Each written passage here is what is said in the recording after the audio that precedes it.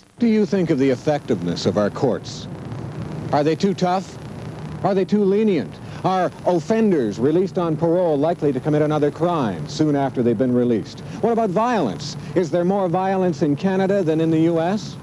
On Citizens Alert, we usually deal with unsolved crimes, but during this special episode, we're going to examine some of the aspects of our justice system. And we'll look at ways in which you and all of us as responsible citizens can help make that system work better.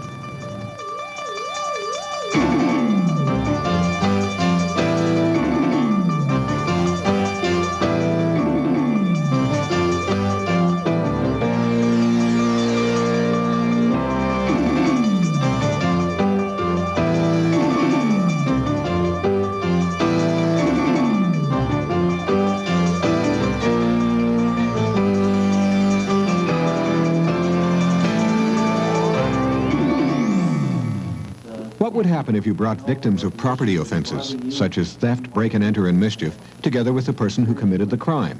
Would it be a valuable meeting of the minds? Why did you have to go and blow it for me? Why did you call the police?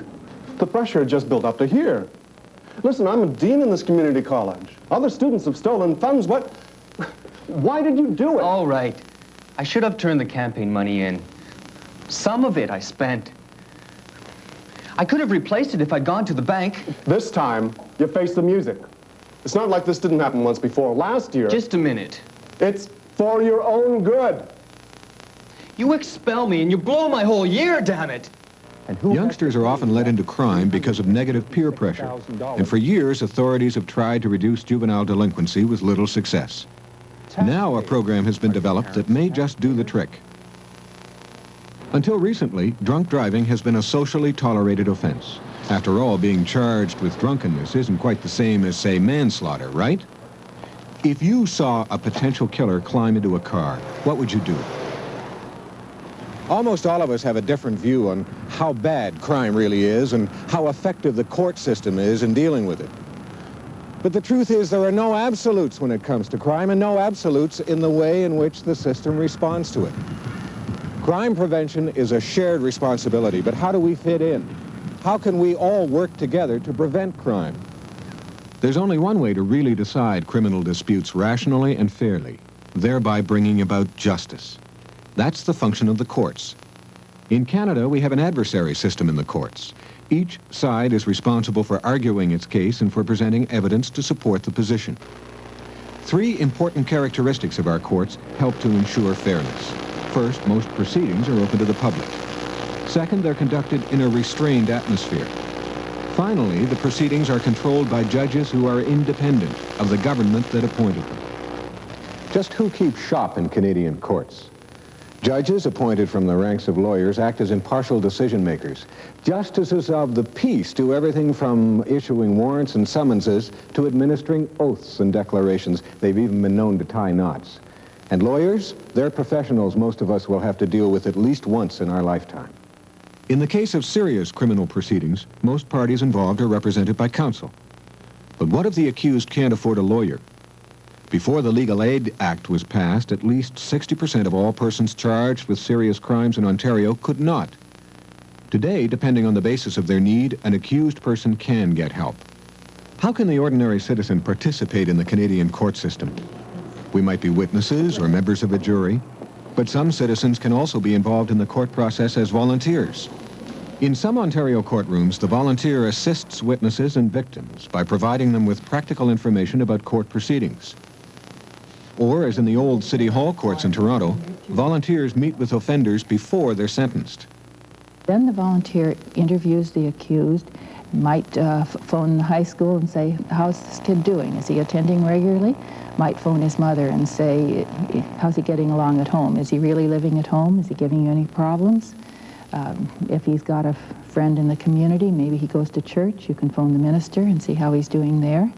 And then you put all this information together and you get it back to the judge in time for the hearing whenever that's set. When we come back, we'll take a look at what happens after the court process. Is Canada in the prison business? Or are there acceptable alternatives for dealing with offenders?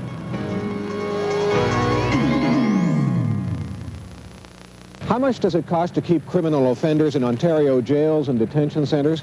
Well, in 1981-82, the cost of a day's stay in an institution ranged from a low of $58.26 to a high of $125.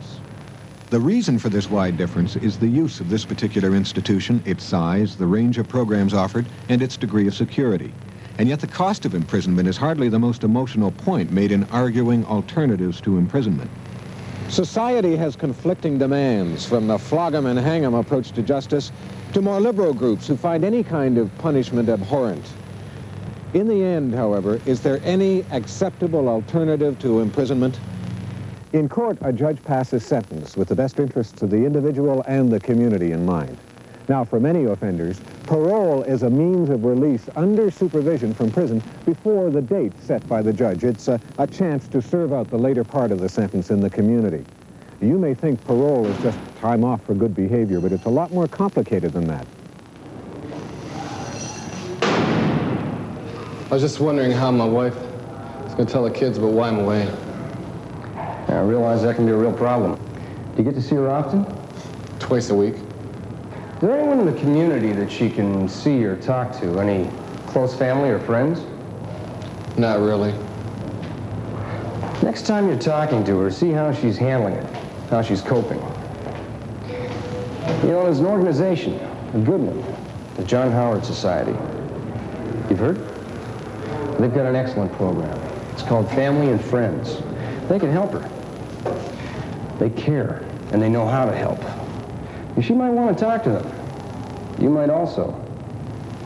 They're here inside a lot. I was talking to a correctional officer on duty. I was asking him about parole. You know what parole is? How to get it? No, but I want to. Well, it's a privilege. That's the first thing you've got to understand. It's not automatic. It's something that you've got to work for.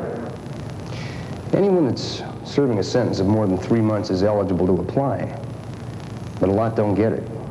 When can I ask for it?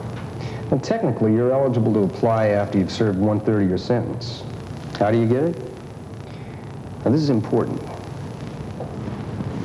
Before you can be considered, you've got to have a place to live, a job to go to. And Joe, take a good look at your past behavior. See some positive changes you want to make.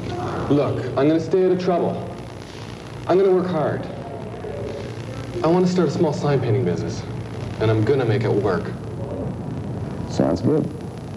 Might be something for the future you'd probably do well at. But for now, concentrate on something more concrete, just to get started. Line up a job and stick to it, if you get your parole. If you don't take the right first steps, you're going to run into problems and end up right back in here. What does the Family and Friends program involve?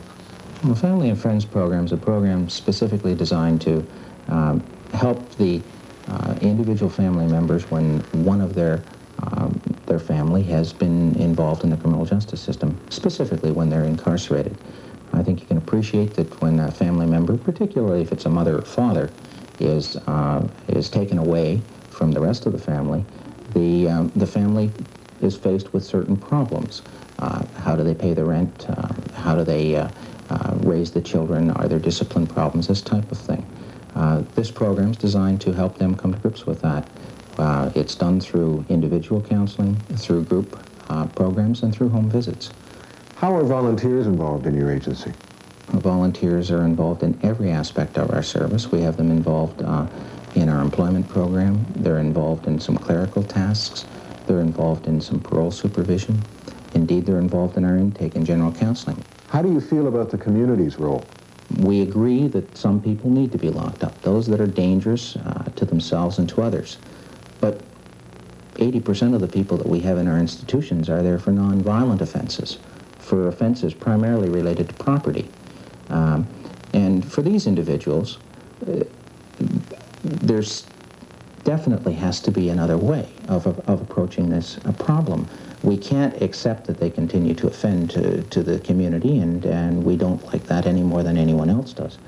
But we have to learn to deal with it in the community where their problems arise and where they're ultimately going to have to be dealt with. Community service orders are another way of dealing with nonviolent offenders. In granting probation, the judge may issue an order requiring the individual to work a specific number of hours for the benefit of the community in tasks that would only be performed by volunteers. Offenders are encouraged to develop a more responsible attitude toward their own community, and nonprofit organizations and groups, churches, conservation areas, and the like all benefit. If someone has been in prison, how can the process of successfully re-entering the community be best managed? Community resource centers, providing accommodation for 7 to 18 people, provide a live-in situation. They're located in rural as well as urban areas. Several of them are bilingual, and the only restrictions are that offenders who have committed brutal, violent, or sex-related crimes are usually not admitted. Each resident who earns an income pays a maximum of $35 a week, along with contributing to the community by paying taxes, and in some cases making restitution to their victims. While providing a service to former inmates, the selections for the centers are made with the safety of the public as a prime concern. Probation is another widely used and generally accepted approach to dealing with offenders in the community. An individual may be granted probation for a period up to 3 years. Apart from being bound by a variety of conditions, he or she must report regularly to a probation officer. The role of the probation officer, apart from keeping a legal check on the offender, of course, is to help modify attitudes and change lifestyle. These probation officers are often assisted by volunteer probation officers. Most volunteer work has its own rewards. It can be very satisfying sometimes. If you feel that you have helped someone, if you can see that you have, that is just rewarding in itself. Are there frustrations? On a more long-term basis, it can be frustrating when you spend a lot of time with someone and they still commit crimes and they go back to jail. Citizens also participate in another community option called Victim-Offender Reconciliation. In this program, trained volunteers act as mediators, helping victims and offenders work out their differences. What would you like to say now? I know I took the student funds, but you said I could get to the bank and replace the money that afternoon. You reneged. I don't ever remember saying that. You've each had a chance to express your point of view. You came here together to do just that. Now, what can we do about a solution to the problem? He still doesn't understand me. He's still mad. Is that a fair summary? It's not a question of me being angry. He should be responsible for his behavior. I want the best for him, believe me. Do you understand that? Yes, I guess I do. You'll be welcome back at school in the fall. I really hope you've learned from this. I've got a job. I'm on probation. Let me pay back the money by the middle of the summer. That be all right with you? Fine. You see, I just want to get back to school. You're a good student. I like you as a person. I'm looking forward to you coming back also when this whole thing is cleared up. All right.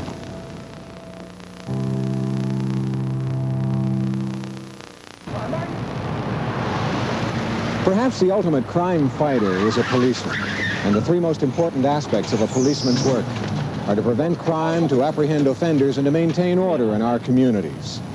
Now, in most respects, policemen have the same rights and responsibilities as ordinary citizens, but the law gives them certain powers and protections that allow them to carry out their duties. And one of the most important of these is the power to arrest. You are charged with robbery. Do you wish to say anything in answer to the charge? No. After the police have informed the suspect that he or she has been arrested, they must accompany the officer to the police station. Generally speaking, a citizen cannot be detained or searched without first being arrested. Once arrested, the accused can then be released in the form of a promise or a monetary deposit, guaranteeing that he or she will appear in court. Auxiliary police are volunteer members of our police forces. They perform police duties during emergencies, for example, a plane crash, or on special occasions, such as visits by royalty or foreign dignitaries. These volunteers usually hold civilian jobs and perform their auxiliary police training and duties in their spare time. They also often accompany police officers on cruiser patrols. We've been talking about how citizens are involved in the existing justice system. But what about how citizens are helping to prevent crime? Police are going right into the classroom in an effort to help youngsters led into crime by negative peer pressure. The program is called VIP, Values, Influences, and Peers, and it's aimed at the grade 6 level. Students in this program develop a personal value system through role-playing and field trips that reflects both the priorities of our society and individual integrity. Okay, what we want to do now is to run around, everybody think of something to do for the summertime, because when the kids are out, we've got to have something to... Here's a community action group with a twist. About 75 inmates at Ontario's Warkworth Institution are members of the prisons chapter of Canada JCs. They've decided to join the fight against vandalism by helping to change the way kids feel about the crime. Posters, stickers, and pamphlets are being distributed in the Warkworth area, and the inmates have enlisted the aid of about 25 outside people, including police officers, to do the legwork. Later, older children and adults will be the target. These special JCs are working to spread the word on the benefits of reduced vandalism. Most acts of vandalism involve male juveniles and young adults. So the values and attitudes in this part of the population do deserve special attention. The behavior of adult males as role models for youth is an important factor. Changing attitudes, showing youngsters that vandalism is a foolish, childish prank and nothing but, is a slow process that can only be accomplished with patience. Remember, committing mischief in relation to private property is an indictable offense, and that's imprisonment for 5 years. A child is walking alone down the street when suddenly he or she is approached by a stranger. Is it a child molester? Where does a frightened youngster turn for help?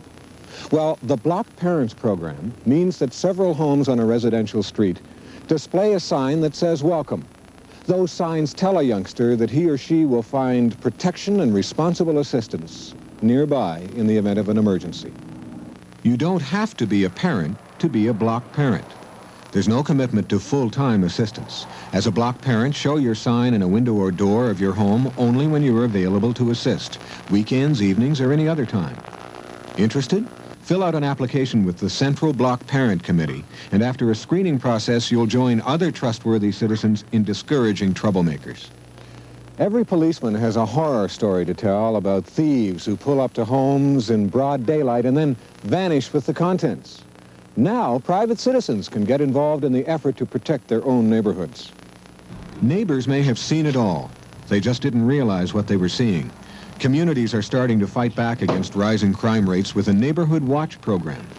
The police regard it as an excellent tool to reduce crime. What is it? Simply a program of neighbors watching other neighbors' property at a time when a burglary is likely to occur. And how does it work? Neighbors know who you are, and they might be the first to notice a burglar at your window or door. And each neighbor can effectively watch homes to the front, back, and sides of their own. Keeping up with the Joneses was never more profitable. Your local police will help you develop your own community plan. According to people in the business community, it's just not good enough for the police to apprehend criminals and for insurance companies to go on paying claims. That's why big business is taking a leading role in the fight against crime and why they want the public to be aware of the problem. You see, crime hits the public pocketbook, and therefore the public can help stop it. As parents, as organizers, as members of whatever types of crime prevention committees that are available, is when we're not getting out there and talking to people or advising the public that there's a problem, then the problem starts to grow. Arson is one of the deadliest and fastest growing crimes. People who start fires deliberately do so for fraud, thrills, and revenge. Not only can fire kill, property is destroyed. Everyone pays for it. No suspected arson should ever go unreported. Right now, approximately 55% of deliberately set fires can be attributed directly to vandal arson. And if we could encourage community involvement in such programs as a neighborhood watch or home and school and get them to assist us in combating this problem, I think the figure could be significantly reduced. Prevention sometimes means helping yourself while helping others. One probation officer and a citizen volunteer had an idea. We felt that by placing probation clients in a wilderness setting, specifically on a whitewater canoeing trip, and in the company of at least 2 disabled youngsters, we could provide a very significant emotional learning experience. I just felt peaceful sometimes, and it was good to be out in the woods, and I got to know Jerry, my probation officer, well, you know, became good friends with him, and I got to know everyone on the trip, and I felt really good with myself. What about you, Julie? What did the trip mean to you? I'm really glad that I went because I love working with paraplegics. It's a great experience helping them, and I've applied for college for occupational therapy. I want to get into that, and I want to, you know, as my career, I want to help them and, you know, just be with them. Bring police and youngsters together on the same project, and the end result can spell success. One such program was Teens on Patrol, where 7 local young people directed their talents and energies toward helping OPP detachments reduce acts of vandalism. Not only did police and youngsters develop a positive working relationship, but the young people were given a chance to see the human aspect to policing, rather than just the uniform. The program's objectives were met all around in Huntsville, Bracebridge, and Gravenhurst, resulting in a whopping 34% reduction in vandalism. No. What would you do if you saw someone make their tipsy way toward a vehicle? Would you not call the police for fear of causing a scene or feeling guilty? Maybe you'd be doing someone a life-saving favor. Come on, we're going to call the cops. The next time you swing open the car door after belting down a few at the local pub, jog your memory into absorbing this. Alcohol is involved in about half of all the deaths on the road. It would never happen to you, you say? Try this one on for size. The impaired driver is far more likely to be killed than the sober one. The message is obvious. If you've been drinking, don't drive. Crime, the way we define it and the way we deal with it, is a major social concern for all of us. But how do Canadians really feel about crime? There was a Gallup poll taken in 1982 of about 2,000 Canadians. Results showed that the Canadian public thinks that serious crime is more of a problem than it really is. We believe, for example, that our levels of violence are getting worse than those in the U.S., and it's not true. That murders in Canada have gone up when, in fact, they've gone down. Now, if you'd been asked if crime has increased in recent years and you answered yes, you would have been right. And if you think that violence is a factor in less than 10% of Canadian crime, you'd be right again. No matter where your opinions lie, the fact is we continue to live with crime every day. It affects us not only as victims, but as witnesses and offenders. More importantly, it affects the tax dollars we pay and our relationship with others. And in the end, it affects the quality of life in our community. I'm Patrick Conlon for Citizens Alert. Transportation for the cast and crew of Citizens Alert provided by Thrifty Rent-A-Car. For reservations or information, look in your yellow pages for the location nearest you. If you would like more information on how you could become a volunteer, call the Provincial Secretariat for Justice at area code 416-965-2821.